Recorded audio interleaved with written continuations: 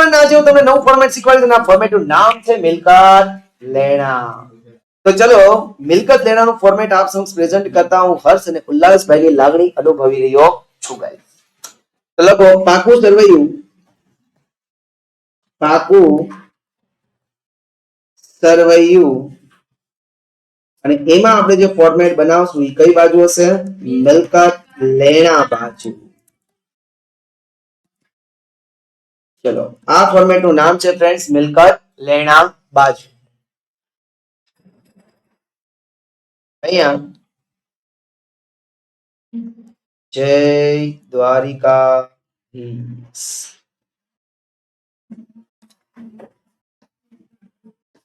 એવું તો 80 કરી નાખો ને.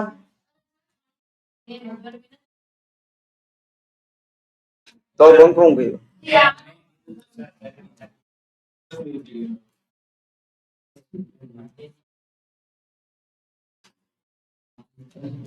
ચલો, હવે નવું ફોર્મેટ શીખવાડું છું. આ ફોર્મેટ નું નામ છે, ચલો બસ ગાઈસ, આ ફોર્મેટ નું નામ છે મિલકત લેણા બાજુ. અહીંયા છે વિગત,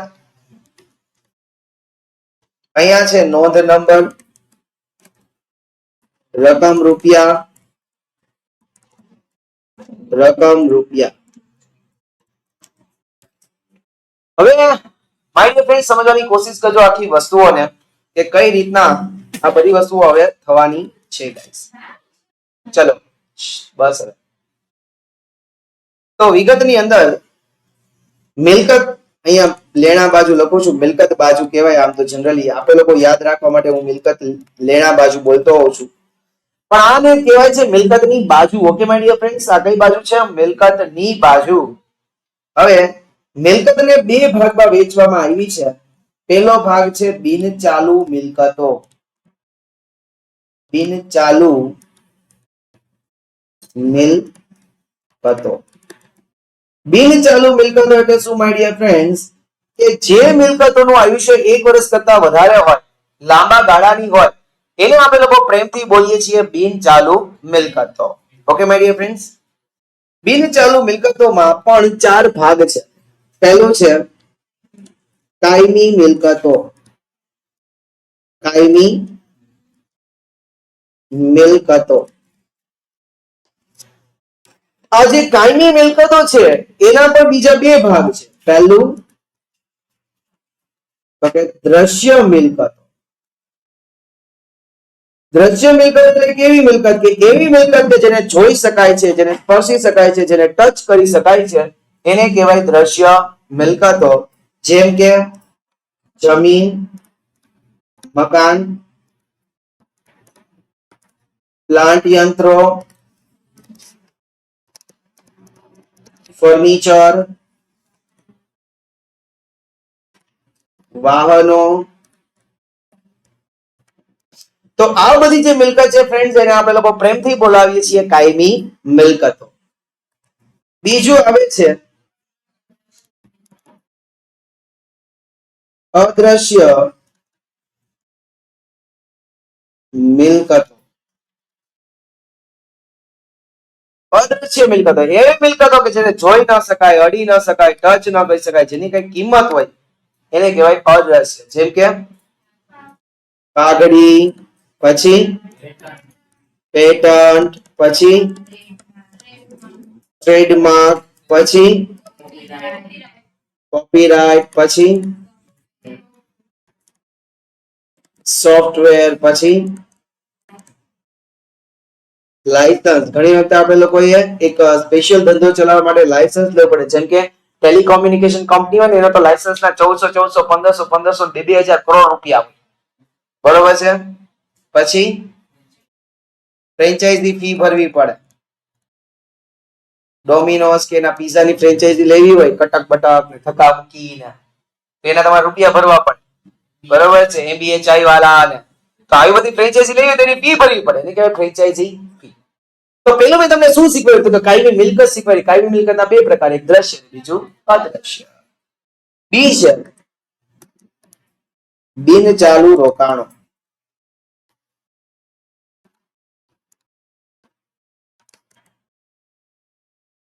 બિનચાલુ રોકાણ. બિન ચાલુ રોકાણ એટલે શું ફ્રેન્ડ્સ? કે જે રોકાણ લાંબા ગાળાનું છે, જેમ કે તમે પ્રોવિડન્ટ ફંડ ના રોકાણ કરો, પ્રોવિડન્ટ ફંડ હતો, અહીંયા એનું શું છે? રોકાણ. પ્રોવિડન્ટ ફંડ ના રોકાણ કરો. એના પછી તમે ડિબેન્ચર પરત નિધિના રોકાણ કરો.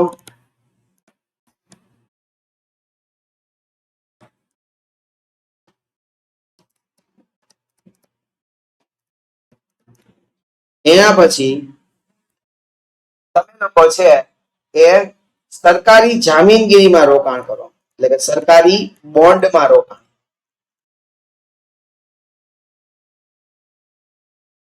અથવા સરકારી જામીનગીરીમાં શું કરવાનું છે ફ્રેન્ડ્સ? રોકાણ કરવાનું છે ગાઈઝ. ઓકે, ક્લિયર બધાને? તો આ શું હતું આપણા બિન ચાલુ રોકાણ. પેલું શીખવાડ્યું કાયમી મિલકત, બીજું શીખવાડ્યું બિન ચાલુ રોકાણ. સી, લાંબા ગાળાની લોન અને ધિરાણ. જો શબ્દ સાંભળ્યું ધિરાણ, એટલે કે આ લોન તમે લીધી નથી, આ લોન તમે કોકને આપી છે, એટલે એને બોલાય છે લાંબા ગાળાની લોન અને ધિરાણ. આ લોન તમે શું કરી છે? આપી છે. તો અહીંયા તમારે લોકો એક સ્પેશિયલ વર્ડ રાખવાનો છે, જેનું નામ છે ડિપોઝિટ. શું યાદ રાખવાનું? ડિપોઝિટ. હું તમને કહું કે તમે કોઈ મીટર લીધું હોય ને, તો મીટર માટે ડિપોઝિટ દેવી પડે. ઘર વેચો ને ત્યારે તમને ડિપોઝિટ પાછી આપે. ઘર તો લાંબા સમય માટે આપણે રાખીએ કે નહીં? તો લાંબા સમય સુધી તમે પીજીવીસીએલ ને રૂપિયા આપો છો, તો તમે લોન એટલે ધિરાણ સ્વરૂપે રૂપિયા આપ્યા છે, તો અહીંયા એક ડિપોઝિટ કહેવાય, જેને કહેવાય ઇલેક્ટ્રિસિટી ડિપોઝિટ. પેલા અમે લોકો જે મોબાઈલ હતા ત્યારે ડબલા હતા ફોનના, અને ઈ જયારે યુઝ કરતા હતા ત્યારે અમારે લોકોએ 2,000 ડિપોઝિટ દેવી પડતી એને. બરોબર છે? ટેલિફોનની. તો ટેલિફોન ડિપોઝિટ હતા, ઈ પછી ટેલિફોન જમા કરાવીએ ને પછી પાછા રૂપિયા મળી જાય. અને જો તમારે વિદેશ વેપાર કરવો તો તમારે કસ્ટમ ડિપોઝિટ આપવી પડે. એટલે કે 3 પ્રકારની ડિપોઝિટ છે લાંબા ગાળાની લોન અને ધિરાણમાં. પહેલું છે ઇલેક્ટ્રિસિટી ડિપોઝિટ, બીજું છે ટેલિફોન ડિપોઝિટ, અને ત્રીજું છે કસ્ટમ ડિપોઝિટ. ક્લિયર બધાને ફ્રેન્ડ્સ? સાવ કન્ફર્મ ક્લિયર થઈ ગયું? ઓકે. એના પછી ડી,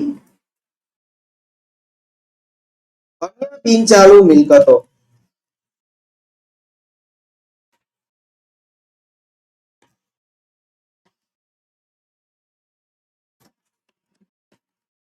અન્ય બિન ચાલુ મિલકતોમાં હું તમને એમ કહું ગાઈસ કે આની અંદર આવે અવાસ્તવિક મિલકત.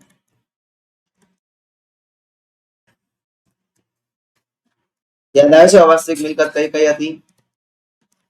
એ તમારી એક્ઝામમાં કે ટેક્સ્ટબુકમાં લોકો વાત નથી કરતા, પણ અવાસ્તવિક મિલકતમાં કઈ કયું આવે યાદ કરો. તો કે ભાઈ પ્રાથમિક ખર્ચા આવે,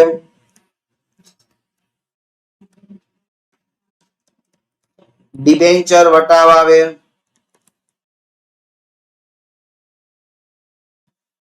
જાહેરાત ઝુંબેશ ખર્ચ આવે,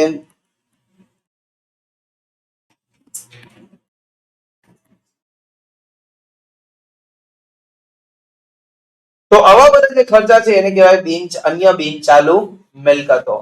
તો આઈ હોપ છો કે તમને બધાને આ વસ્તુ સમજાણી હશે. મેં તમને શું શીખવાડ્યું? બિન ચાલુ મિલકતો. બિન ચાલુ મિલકતોમાં 4 આવે. પહેલું કાયમી મિલકતો, બીજું બિન ચાલુ રોકાણો, ત્રીજું લાંબા ગાળાની લોન અને ધિરાણ, અને ચોથું અન્ય બિન ચાલુ મિલકતો. કાયમી મિલકતોના પણ 2 પ્રકાર છે, પહેલું દ્રશ્ય અને બીજું અદ્રશ્ય. પેલો ભાગ પૂરો ગઈશ. બીજો ભાગ છે ચાલુ મિલકતો. બીજો ભાગ લખો ગાઈસ, ચાલુ મિલકતો. બીજો ભાગ લખો માય ડિયર ફ્રેન્ડ્સ, ચાલુ મિલકતો. ચાલુ મિલકતોને પણ ઘણા ભાગમાં ડિવાઈડ કરી છે. એમાં પહેલો ભાગ છે ચાલુ રોકાણો અથવા ટૂંકા ગાળાના રોકાણો. ચાલુ અથવા ટૂંકા ગાળાના રોકાણો. આ જે રોકાણો છે ફ્રેન્ડ્સ, ઈ કામ ચલાવ હશે. કેવા હશે? કામ ચલાવ અને તમને દાખલામાં આપશે. આ રોકાણો કેવા હશે? કામ ચલાવ અને દાખલામાં તમને કહેશે કે આ કામ ચલાવ છે કે નથી. ક્લિયર બધાને? બી, માલ સામગ્રી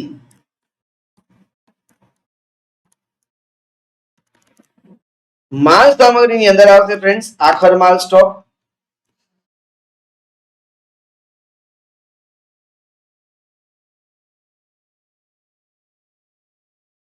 છૂટા ભાગો અથવા ઓજારો, છૂટા ઓજારો. તો અહીંયા કાચા માલનો સ્ટોક હોય તો કાચા માલનો સ્ટોક બધો વર્ષના અંતે જે સ્ટોક આવે એ બધો અહીંયા લખી નાખવાનો ફ્રેન્ડ્સ. સ્ટેશનરી સ્ટોક આવે તો પણ. સી, વેપારી લેણા. અહીંયા તમારે વેપારી પાસેથી રૂપિયા લેવાના થશે ગાઈસ, એને કહેવાશે વેપારી લેણા. તો વેપારી લેણાની અંદર શું આવી શકે? પહેલું દેવાદારો, ને બીજી દેવાદારો આપણી પર શું લખે? લેણી હુંડી લખે. પેલું દેવાદારો અને દેવાદારો આપણી પર શું લખે ફ્રેન્ડ્સ? લેણી હુંડી. ક્લિયર બધાને? કન્ફર્મ? ઓકે. એના પછી ડી,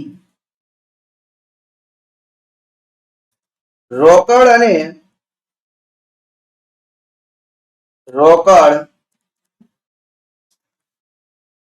સમકક્ષ. રોકડ અને રોકડ સમકક્ષ. તો રોકડ અને રોકડ સમકક્ષ ની અંદર શું આવી શકે માય ડિયર ફ્રેન્ડ્સ? તો કે સૌથી પહેલા આવે રોકડ સિલક, પછી બેંક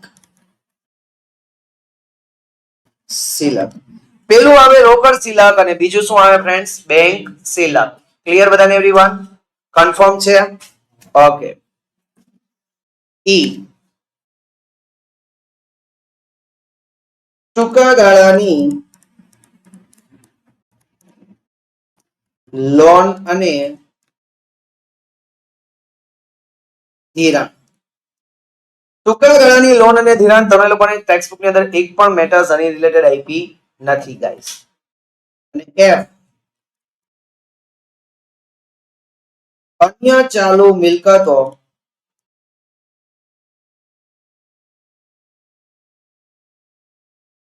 અન્ય ચાલુ મિલકતમાં શું આવી શકે? તો કે એક મળવા બાકી આવક,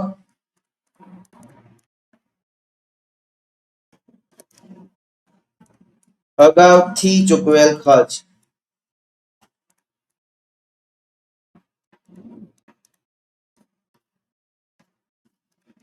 આ બે વસ્તુ આની અંદર આવી શકે ગાઈસ. બરાબર? કોઈ આવક મળવાની બાકી હોય તો એ આપણું લેણું કહેવાય. કોઈ ખર્ચ છે એ ચૂકવવા, કોઈ ખર્ચ છે આપણે અગાઉથી દીધું તો એ પણ આપણે શું થઈ જાય? લેણું.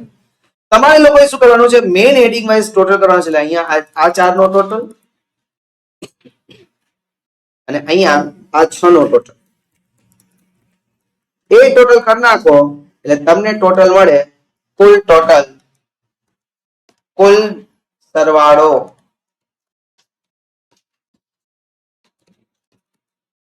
મિલકત બાજુ. બધાને ફ્રેન્ડ્સ આવા તમારે કાલે 3 ફોર્મેટ બનાવીને લઈ આવવાના છે. જો 3 ફોર્મેટ બનાવ્યા છે તો કાલે પણ આ ટોપિક પણ પૂરો થઈ જશે અને વધીને 1 થી 2 દિવસની અંદર આ ચેપ્ટર આપણે પૂરું કરી દઈશું. તો મળીએ છીએ નેક્સ્ટ લેક્ચરમાં. ત્યાં સુધી રજા આપો મને ગાઈસ. જય હિન્દ, જય ભારત, જય દ્વારકાધીશ.